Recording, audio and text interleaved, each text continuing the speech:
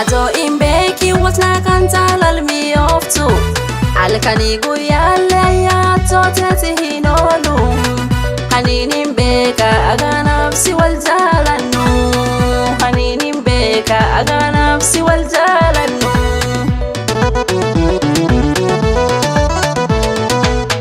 Narra hin oolchin si mutee dhabee hin oolin jireenki garaanan boochin. Narra hin oolchin si mutee dhabee hin oolin jireenki garaanan boochin.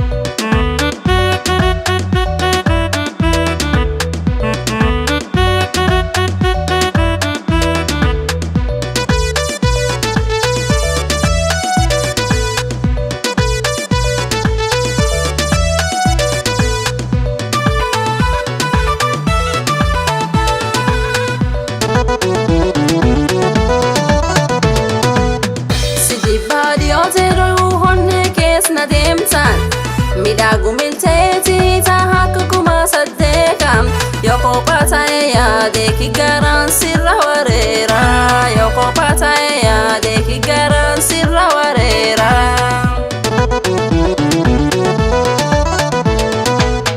Narra hin oolchin si mutee dhabee hin oolin jireenki garaanan boochin. Narra hin oolchin si mutee dhabee hin oolin jireenki garaanan boochin.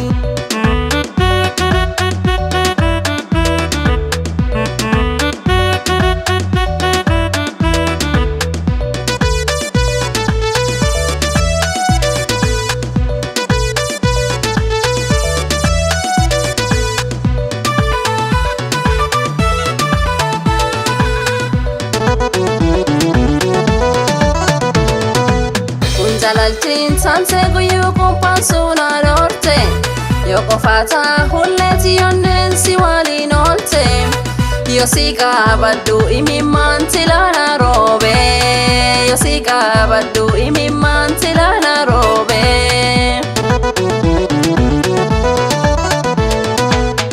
Narra hin oolchin si mutee dhabee hin oolin jireenki garaanan boochin. Narra hin oolchin si mutee dhabee hin oolin jireenki garaanan boochin.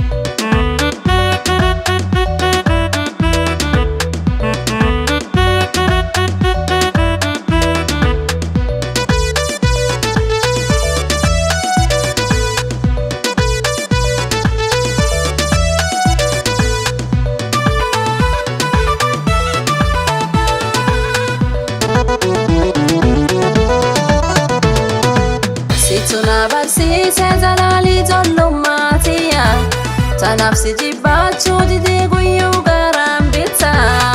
Fulum jirtuutti naaf jiraadhu jiruu kiyya. Fulum jirtuutti naaf jiraadhu jiruu kiyya.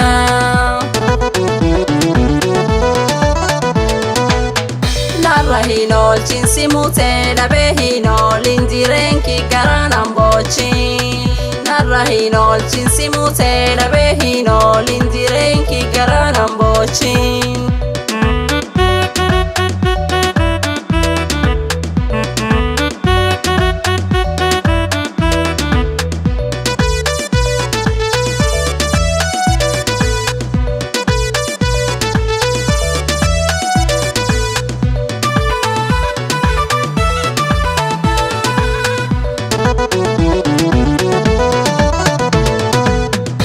Walii doomnee nutaa jirtu wal beeksifna. Guyyaa guyyaanii jalal durii wal qabsifna. Waaniif jirti teenna rabbiin dhabu nu dhoowwinna. Waaniif jirti teenna rabbiin dhabu nu dhoowwinna.